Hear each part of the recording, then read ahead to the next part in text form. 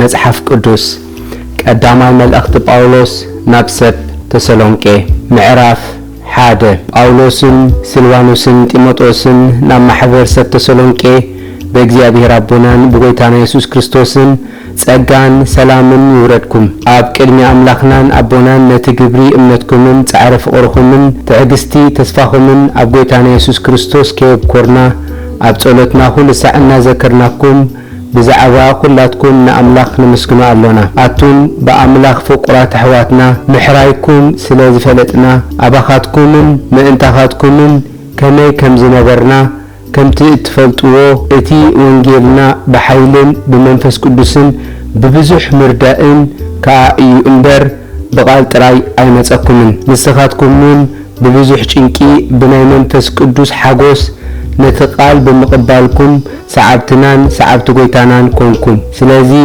ነቶም ኣብ መቄዶንያ አካያን ዘለው ኩላቶም አመንቲ አርአያ ኮንኩምዎም እምነትኩም በአምላኽ ናብ ዘሎ ስፍራ ወጽያ አላ እምበር እትቃል ጎይታስ ካባኻትኩም ኣብ መቄዶንያን አካያን ጥራይ አይኮነን እተሰምዐ እሞ ክንዛረበሉ አየድልየናን ነቲ ህያውን ናይ ሐቅ አምላኽን ከተገልግሉ ነቲ ካብ ሙታት ተተንሶ እሞ ካብቲ ዝመጽእ ቁጣዓ ዘድሕነና ወዱ ኢየሱስ ከኣ ካብ ሰማያት ክትጽበዩ ካብ ጣዖታት ናብ አምላኽ ከመይ ጌርኩም ከም እተመለስኩምን እቲ ናባኻትኩም ምእታውና ከመይ ዝበለ ከም ዝነበረን ብዛዕባና ባዕላቶም ይነግሩ እዮም ምዕራፍ 2 ግናኸ አሕዋተየ እቲ ናባኻትኩም ምእታውና ከንቱ ከም ዘይኮነ ባዕላትኩም ትፈልጡ ኣለኹም ከምቲ ትፈልጥዎ ግና ቀደም ኣብ ፊልጵ መከራ ምጸገብናን ምስተዋረድናን በኃይለ ገደል ንኣኻትኩም ወንጌል አምላኽ ንምንጋር በአምላኽ ተባዕና እቲ ምዕዶና ኸኣ ነቲ ልብና ዝምርምር አምላኽ እምበር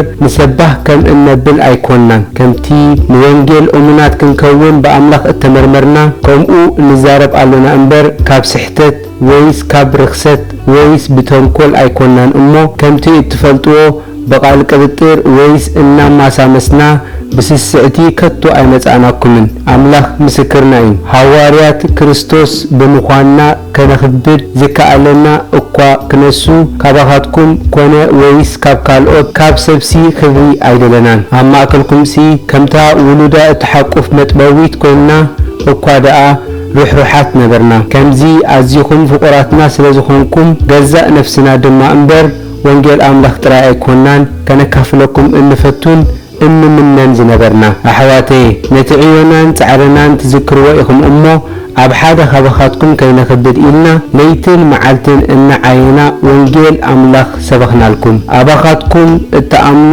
ዘለኹም ብቅድስናን ጽድቅን ብዘይ መንቀብን ምንባርና ንስኻትኩምን አምላኽን ምስክር ኢኹም ከምቲ እትፈልጥዎ ነቲ ንመንግስቱን ክብሩን ዝጸዋዓኩም አምላኽ ብቁዓት ኮይንኩም ክትመላለሱን ንነፍስ ወከፍኩም ከም አቦ ንውሉዱ ከመይ ጌርና ንምዕደኩምን ነፋጥነኩምን ንምስክረልኩምን ነበርና ምእንቲ ዝውን ነቲ በአና ተሰከቃል አምላኽ ምስ ተቀበልኩምዎ እሞ ንሱ አባኻትኩም እተኣምኑ ዘለኹም ዝዓይ ዘሎ ከምቲ በሐቂ ኮይንኩምዎ ዘሎ ቃል አምላኽ እምበር ከም ቃል ሰብ ስለዘይ ተቀበልኩምዎ ንሕና ከየብኮርና አምላኽ ነመስግኖለና አሕዋተየ ንስኻትኩም ሲ ነተን በክርስቶስ ኢየሱስ ኣብ ይሁዳ ዘለዋ ማሕበራት አምላኽ ሰዓብተን ኮይንኩም ኢኹም እሞ ከምቲ ንሳቶም በአይሁድ ሓሳረ መከራ ዝጸገቡ ንስኻትኩምን ከምኡ ብደቂ ዓድኹም መከራ ጸገብኩም ንጎይታና ኢየሱስን ንነቢያትን ዝቀተልዎም ንኣናውን ዝሰጉና ዘለው ንሳቶም እዮም አሕዛብ ምእንቲ ክድሕኑ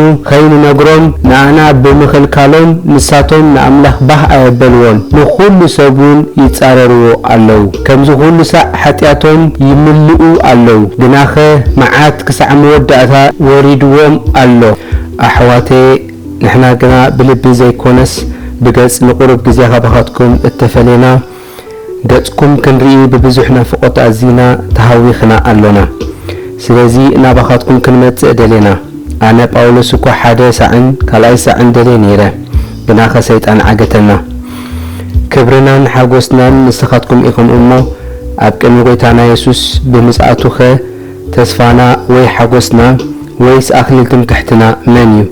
ንስኻትኩም ዶ ኣይኮንኩምን? ምዕራፍ 3 ስለዚ ካብኡ ንነጀው ክንዕገስ ስለ ዘይተኻእለና ኣብ ኣቴና በይንና ክንተርፍ ጽቡቕ ኮይኑ ተራእየና። በዚ ጸበባ እዚ ሓደ እኳ ሰንከልከል ከይብል ነዚ ከም እተመደብና ንስኻትኩም በዓላትኩም ትፈልጥዎ ኢኹም እሞ ንጢሞቴዎስ ሓውናን ብወንጌል ክርስቶስ ናይ ኣምላኽ ኣገልጋልን ንሱ ከጸናንዓኩም ብዛዕባ እምነትኩም እውን ከህድአኩም ለኣኽናዮ። እምበኣርከ ምሳኻትኩም ከለና ጸበባ ከም ዝመጸና ቅድም ነጊርናኩም ከምቲ እትፈልጥዎ እውን ከምኡ ኾነ። ስለዚ ኣነ ድማ ካብኡ ንነጀው ክዕገስ ምኽኣል ምስ ሰኣንኩ ምናልባሽ እቲ ፈታኒ ፈቲኑኩም ከይህሉ እሞ እቲ ጻዕርና ከንቱ ከይከውን ኢለ እምነትኩም ምእንቲ ክፈልጥ እየ ዝለኣኽክዎ። ሕጂ ግና ጢሞቴዎስ ካባኻትኩም ናባና መጺኡ ከምቲ ንሕና እንናፍቐኩም ዘለና ክትርኢና እናናፈቕኩም ኩሉ ሳዕ ብጽቡቕ ከም እትዝክሩና ብናይ እምነትኩምን ፍቕርኹምን ምስ ኣበሰረና።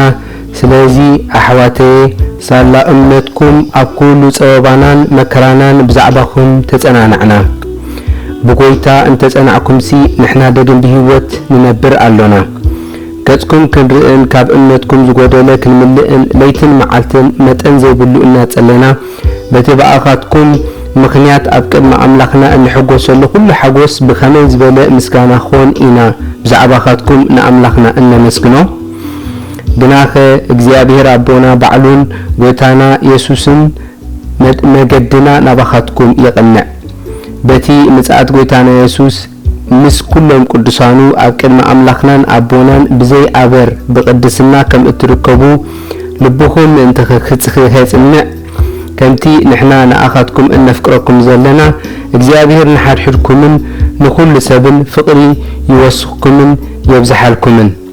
ምዕራፍ 4 ብዝተረፈስ ኣሕዋተየ ብጎይታና ኢየሱስ ዓይነት ትእዛዛት ከም ዝሃብናኩም ትፈልጡ ኢኹም እሞ ከምቲ ኻባና እተቐበልኩምዎስ ከመይ ጌርኩም ክትመላለሱ ንኣምላኽውን ክትሐግሱ ከም ዝግባኣኩም ከምቲ እተመላለስዎ እውን ዘለኹም ኣዝይኹም ብእኡ ክትስስኑ ብጎይታና ኢየሱስ ንልምነኩምን ንምዕደኩምን ኣሎና። ፈኣድ ኣምላኽ ህዝዩ ቅድስናኹም ካብ ምንዝርና ክትርሕቑ እሞ ከምቶም ንኣምላኽ ዘይፈልጡ ኣሕዛብ ብፍትወት ትምኒት ዘይኮነስ ነፍስ ወከፍኩም ንሰበይቲ ኺዳኑ ብቅድስናን ክብርን ምሕላይ ክፈልጥ እዚ ፍቓድ ኣምላኽ እዩ። ኣምላኽሲ ንቅድስና እምበር ንርክሰት ኣይጸዋዓናን እሞ እግዚኣብሔር ብኹሉ እዚ ነገር እዚ ሕነ ዝፈዲ ስለ ዝኾነ ንሕና እውን ቀደም ከም ዝበልናኩምን ዝመስከርናልኩምን ሓደ እኳ ንሓው በዚ ነገር እዚ ኣየናሽዎን ኣይበለጸሉን። ስለዚ እቲ ዝንዕቕ ነቲ ንኣኻትኩም ድማ ቅዱስ መንፈሱ ዝህብ ኣምላኽ እዩ እምበር ንሰብ ኣይኮነን ዝንዕቕ ዘሎ። ብናይ ፍቕሪ ሕውነት ግና ንስኻትኩም በዓላትኩም ንሓድሕድኩም ንምፍቓር ካብ ኣምላኽ ተማሂርኩም ኢኹም እሞ ክንጽሕፈልኩም ኣየድልየኩምን እዩ።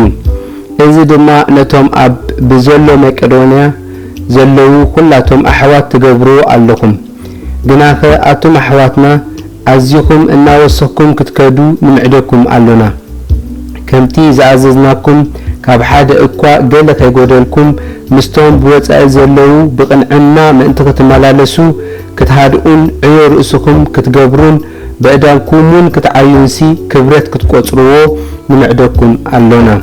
ግናኻ ኣሕዋተየ ከምቶም ተስፋ ዘይብሎም ካልኦት ምእንቲ ከይትሓዝሙ ብዛዕባ እቶም ደቂሶም ዘለዉ ብዘይ ፍልጠት ክትኮኑ ኣይፈቱን እየ። ማለት ኢየሱስ ከም ዝሞተን ከም ዝተንስአን ኣሚንና እንተ ኾይንና ከምኡውን ኣምላኽ ነቶም ብኢየሱስ ዝደቀሱ ምስኡ ከምጽኦም እዩ። ንሕና ክሳዕ ምጽኣት ጎይታ ብህይወትና እንጸንሕ ከዓ ነቶም ዝደቀሱ ከም ዘይንቕድሞም እዚ ብቓል ጎይታ ንብለኩም ኣሎና። ጎይታ ባዕሉ ብናይ ትእዛዝ ጭድርታን ብድምፂ ልቀ መለኸትን ብመለኸት ኣምላኽን ካብ ሰማይ ክወርድ እዩ። እቶም ብክርስቶስ ዝሞቱውን ቅድም ክትስኡ እዮም። ድሕሪዚ ንሕና ብህይወት ጸኒሕና ዘለና ንምቕባል ጎይታ ኣብ ኣየር ምሳታቶም ሓቢርና ብደበና ክንለዓል ኢና። ከምኡውን ንሓዋሩ ምስ ጎይታ ክንነብር ኢና። ደጊም በዘን ቃላት እዚኣተን ንሓድሕድኩም ተጸናንዑ።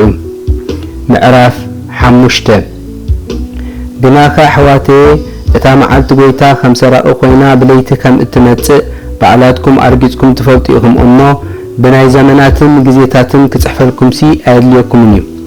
ሰላምን ድሓንን ክብሉ ከለዉ ንጥንስቲ ቅልውላው ከም ዝሕዛ ሽዑ ጥፍኣት ብድንገት ይመጾም ከቶውን ኣይከምልጡን እዮም። ንስኻትኩም ግና ኣሕዋተየ ኩላትኩም ደቂ ብርሃንን ደቂ መዓልትን ኢኹም እሞ እታ መዓልቲ እቲኣ ከም ሰራቕ ከይትመጸኩምሲ ኣብ ጸልማት ኣይኮንኩምን ዘለኹም። ንሕና ናይ ለይትን ናይ ጸልማትን ኣይኮንናን ደጊም ንንቃሕን ንጠንቀቕን እምበር ከምቶም ካልኦት ኣይንደቅስ። እቶም ዝድቅሱስ ብለይቲ እዮም ዝድቅሱ፣ እቶም ዝሰኽሩውን ብለይቲ እዮም ዝሰኽሩ። ንሕና ግና ደቂ መዓልቲ ካብ ኮንናስ ድርዒ እምነትን ፍቕርን ነታ ተስፋ ምድሓንውን ከም ቁራዕ ርእሲ ጌርና ተኸዲንና ንጠንቀቕ። ኣምላኽ ብጎይታና ኢየሱስ ክርስቶስ ምድሓን ክንረክብ እምበር ንቁጣዓስ ኣይመደበናን። ክርስቶስ እንተ ነቂሕና ወይስ እንተ ደቂስና ምስኡ ሓቢርና ብህይወት ምእንቲ ክንነብር ኢሉ ስለና ሞተ። ስለዚ ከምቲ እትገብርዎን ዘለኹም ንሓድሕድኩም ተመዓዓዱ እሞ እቲ ሓደ ነቲ ሓደ ይህነጾ። ግናኸ ኣቶም ኣሕዋትና ነቶም ኣባኻትኩም ዝጽዕሩን ብጎይታውን ዝመርሕኹምን ዝምዕድኹምን ክትፈልጥዎም ንልምነኩም ኣሎና። ስለቲ ዕዮኦም ብብዙሕ ብሉጽ ፍቕሪ ኣኽብርዎም፣ ንሓድሕድኩምን ብሰላም ንበሩ። ኣቶም ኣሕዋትና ነቶም ብዘይ ስርዓት ዝመላለሱ ግንሕዎም፣ ነቶም ሕልነኦም ዝዓረቦም ኣፋጥንዎም፣ ነቶም ድኹማት ደግፍዎም፣ ንኹላቶም ተዓገስዎም ኢልና ንምዕደኩም ኣሎና። እቲ ሓደ ነቲ ሓደ ክፉእ ከይፈድዮ ተጠንቀቑ።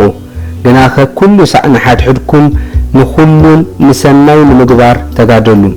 ኩሉ ሳዕ ተሓጐሱ፣ ከየባትኽኩም ጸልዩ።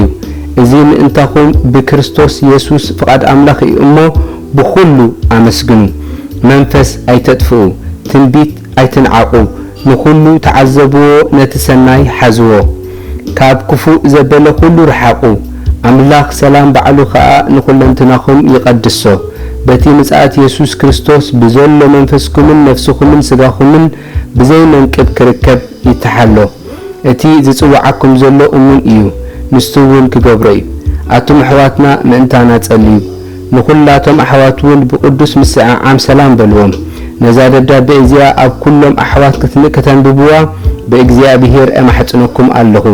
ጸጋ ጎይታና ኢየሱስ ክርስቶስ ምሳኻትኩም ይኹን። አሜን።